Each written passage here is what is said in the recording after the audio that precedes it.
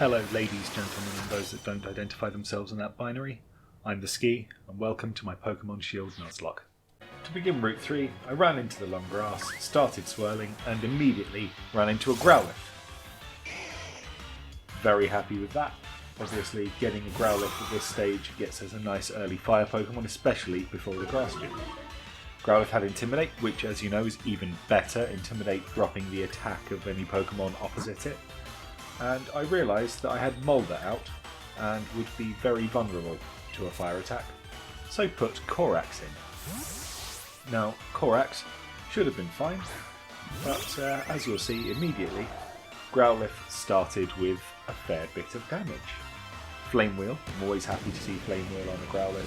It's a good early game move, does exactly what you want, it's a fire type attack move. So Korax was ready to peck at the Growlithe, ready to go. I had a look at the other moves to see whether I'd kill the Growlithe in one go, but I didn't think Peck would do it. But I didn't need to worry because Growlithe bit Korax and Korax flinched, and with help like that I swapped into Rupert.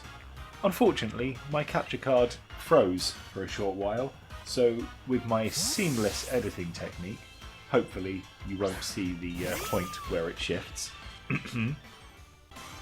And yes, Rupert hit Growlithe with a brutal swing, and Growlithe hit Rupert for a small amount of damage. At this point I thought it's probably in range. Throw a Pokeball! And thankfully, because I think a Flame Wheel would have done a lot of damage, managed to capture this Growlithe.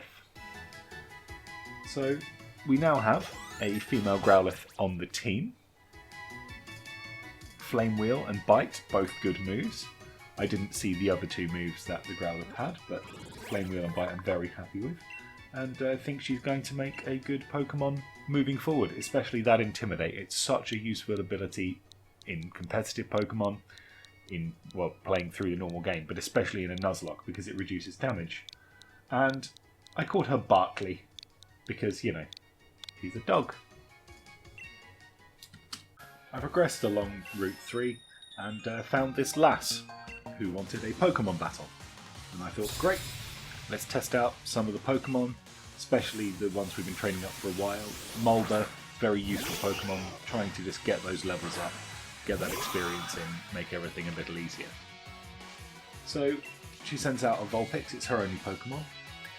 Vulpix, being a fire type, step one was to put up a light screen, just protect against any embers. But of course it's quick attack first of all. And again, I was started to have another bit of an issue with the capture card. So again, you'll see my seamless video editing skills yet again in a moment. The Vulpix used quick attack in most of its moves in the fight, which was incredibly annoying because I spent a turn putting up the light screen, but that's the gamble you take putting up screens. But Confusion was doing enough damage to Vulpix that I wasn't too worried. And then Tail Whip. While that lowers defense, I wasn't too worried as the quick attacks weren't doing that much damage in the first place, even a bit of extra damage wouldn't do much. But Confusion was doing enough damage to the Vulpix that, in general, I wasn't worried. When the Ember came in, you can see that the super effective damage didn't do much, and that's why we put screens up even against minor trainer encounters. But the Vulpix went down, and the lass was defeated. I'm pretty confident going forward in Molder, as screens, confusion and a bug attack should cover a wide range of issues, and setting up screens and then swapping out for another Pokemon is going to be useful going forward, especially if Molder can learn U-turn soon, which allows Molder to set up screens and then attack and switch out to another Pokemon, which will be very useful. Then had a very quick battle with a Tyrogue while going to get more free items. Remember, we can only pick up items, we can't buy them, so free items in the Pokeballs around the game is very useful for us. Yep, the Tyrogue appeared, we used Confusion and phenomenal amounts of damage. Exactly what we're looking for, and shows why Molder is going to be useful offensively as well as a defensive Pokemon. Tyrogue tried to use Fake Out, but obviously Fake Out only works in the first round of combat. So it was a wasted turn for Tyrogue, which let me knock it out and gain the XP. So we then started walking down the route, and once again, as I'm sure you'll see, I began to have more problems with my capture card. So at that point I had to switch out, restart everything, and then everything's a bit smoother from here on out. Continuing along Route 3, we ran into another trainer, a schoolgirl, with a Pancham. Now Pancham was spending a lot of time knocking our Pokemon out of the battle, so we had to bring in another Pokemon, but it wasn't a Pokemon of our choice. This is quite interesting because it means that we have to make decisions based on what we think we can do in a short space of time. So Mulder, being our screen setter, was there to set up Reflect. By putting Reflect, we were going to take less physical damage, and then no matter who was brought in, even if it's someone who was going to take super effective damage from the Pancham, it meant that we weren't going to take as much damage as we could have done. However, thankfully when Mulder came in, Mulder was able to use Confusion and was able to not get hit. For some reason, Mulder was evasive today. The large Radome type Pokemon was being evasive, but you know, bug types I guess, smaller, and was able to defeat the Pancham without me needing to worry about the screen. While the screen is useful, especially in these situations, it wasn't here, but I still feel happy that I made that play, and as long as I keep using screens in appropriate situations going forward, I'm not going to be too worried. So after this battle, we continued on and ran into Sonia, who came to ask us what was going on, tell us that we looked pretty good in the ceremony, and asked us where Hop is, but as you know, Hop ran off ahead, impetuous, wants to be the best, so he tried to head off to the gym first.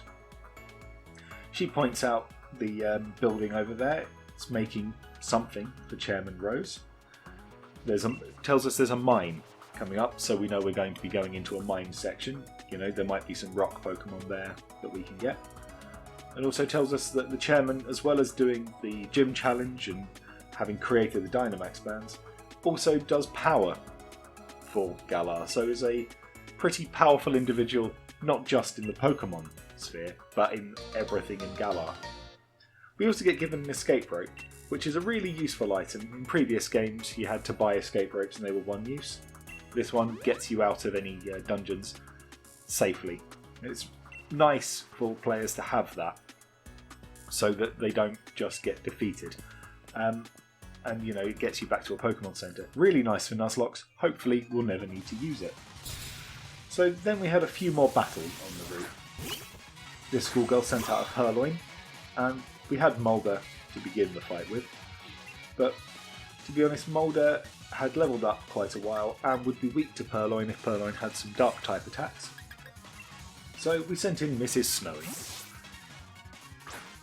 Mrs. Snowy, thankfully, has Powder Snow, and this was a really useful use of Powder Snow, as in the first Powder Snow attack, Purloin was frozen, which meant that we had all day to just keep sending attacks out, and Purloin couldn't do much against us. I was rather happy with this, as it's not something you get very often, and when it does, I don't know, sort of G's you up a bit, doesn't it? Also, got a lot of level ups on the Pokemon, which, as we're trying to get to the point when we get to Turffield Gym, where the gym leader has a maximum level of 20, we'll get the Pokemon up to that level and then we can decide what we want to use before we go in. Squabbit and Mrs. Snowy traded attacks in a relatively boring battle. Mrs. Snowy was in a bit of danger, but as Mrs. Snowy was faster, Powder Snow defeated the Squabbit and we got some more XP. No more levels, but it allowed us to defeat schoolgirl Kaylee. After that, we ran into this postman, Postman Tad. Postman Tad used the Delibird, as postmen are wont to do in these games. So first thing was to set up the light screen in case it started using ice attacks. It used the signature move of Delibird, Present, so at that point Reflect goes up to defending against Present. Now, I don't like Present. Present does quite a bit of damage when it's used in succession, but Mulder has Confusion, did a fair bit of damage the first hit, took some more damage the second, but the Confusion did a fair bit more damage, and we were able to Confusion the Delibird out, taking a substantial amount of damage, but far less than we would have done with any of the other Pokemon, especially without the defences. And that levelled up Barkley. And seeing Barkley levelled up is good because we're going up against the Grass Gym, and Barkley's got fire attacks. What more do I want? We ran into this Schoolboy, and Schoolboys tend to have sort of lower levelled Pokemon that you meet in the early parts of games. In this case, Sizzlipede, the new fire bug Pokemon from this generation. We had Fried out there to begin with, and, well, Gust is always useful against bug Pokemon because flying against bug usually super effective. So Fried out used Gust, and Sizzlipede took more than half damage, made me very happy. However, Wrap. Now, Wrap is a move that attacks twice in a turn, which is interesting.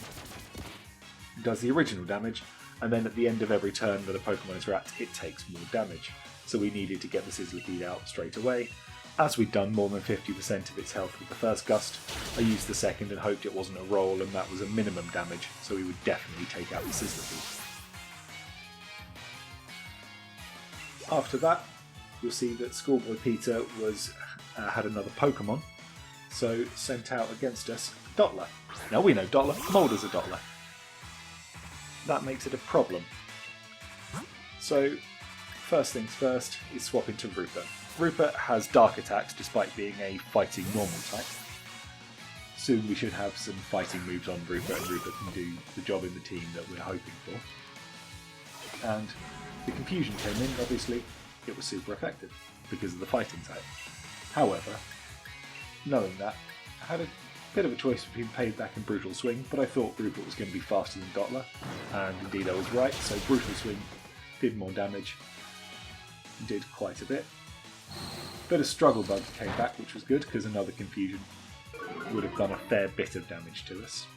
And Rupert's special attack went down, but Rupert isn't a special attacker, not an issue for me. Again, I had a real think, what do I want to do?